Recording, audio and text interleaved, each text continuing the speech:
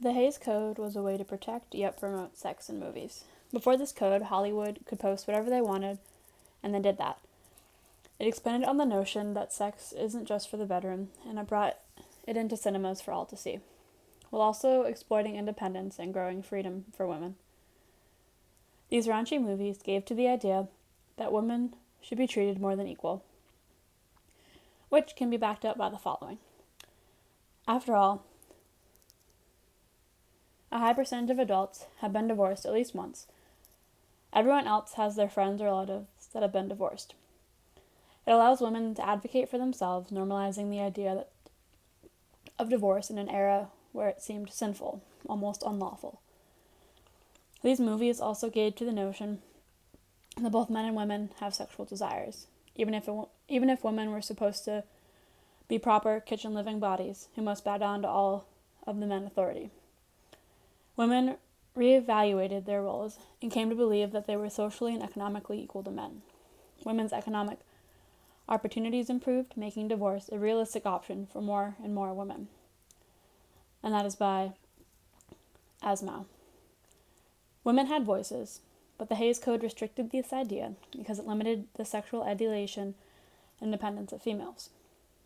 Because of the restrictions of the code, it destroyed art, and the restraint imposed on writers by the general feelings of readers have been constantly becoming more and more strict.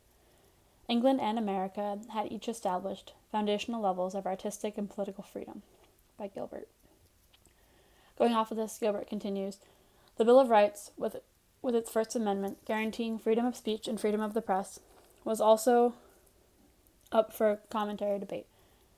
Women deserve voices and deserve to have that shown in film for all to see, not hidden away in the kitchen, never to be shared with.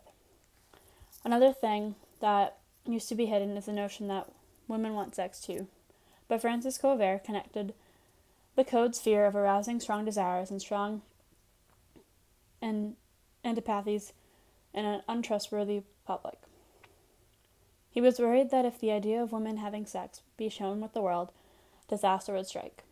It didn't. It only sped up the theory of women being independent beings with their own hopes, desires, and dreams. With other voices shared and other stories told, more and more women spoke up, and I believe that because of it, women started making change, propelling what we have today in society in terms of rights for females. Not only did this code prohibit the independence in women, but it also came at a very bad time in history. During the early 1930s, the Depression struck Hollywood like a freight train. Meanwhile, the studios had to make massive capital investments, converting to sound, urged to produce. Again, by Asimov. It stifled the box office bucks, as well as changed films as we know them for the rest of time.